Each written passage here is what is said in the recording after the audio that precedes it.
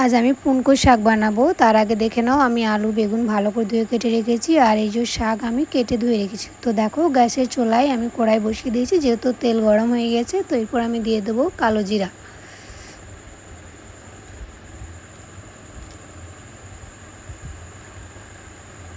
এরপর দিয়ে দেবো কেটে রাখা। আমার পেঁয়াজ লাল করে ভাজা হয়ে গেছে। এরপর দিয়ে দেবো 2-3টে রসুনের কুচি, একটু ভেজে নেবো, যেহেতু রসুনের যে কাঁচা গন্ধ সেটা বেরিয়ে যাবে। এরপর কেটে রাখা বেগুনটা দিয়ে দেবো, বেগুন আলুটা ভালো করে একটু ভেজে নেবো।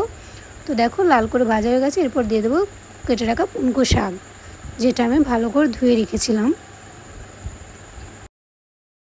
তো আমি একটু পুনকা শাকটা ঢাকা দিয়ে দেবো, শাকের উপর যে জল থাকে সেটা বেরিয়ে আসবে। তো দেখো ঢাকনা সরিয়ে নিলাম। তো শাকের সাইডে জল পেয়ে গেছে। আর কেটে রাখা 2-3টে কাঁচা লঙ্কা দিয়ে দিলাম, সামান্য পরিমাণ নুন দিলাম, নুন স্বাদ মতো। তো আবার একবার আমি ঢাকা দিয়ে দেবো, তাহলে শাকের যে জল সেটা এরপর আমি দিয়ে দেবো 1/2 চামচ হলুদের গুঁড়ো, 1/2 চামচ ধনিয়া জিরের গুঁড়ো।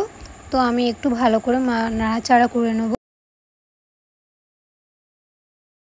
তো যেহেতু আমার নাড়াচাড়া হয়ে গেছে, এরপর আমি জল দিয়ে দেবো হাফ গ্লাস জল দিয়ে, আমি বেশি জল দেবো না, আর 2 মিনিটের মতো আমি ঢাকনা দিয়ে দেবো। আর ঢাকনা সরিয়ে দেখো আমার শাক অলরেডি হয়ে এসছে। তাতে আলুটা ম্যাট হয়ে যাবে, বেগুনটার সাথে আলু শাক একসাথে দেখতে খুব সুন্দর লাগবে। তো দেখো আমার ফাইনালি শাক হয়ে গেছে। তো এরপর আমি নামিয়ে নেবো।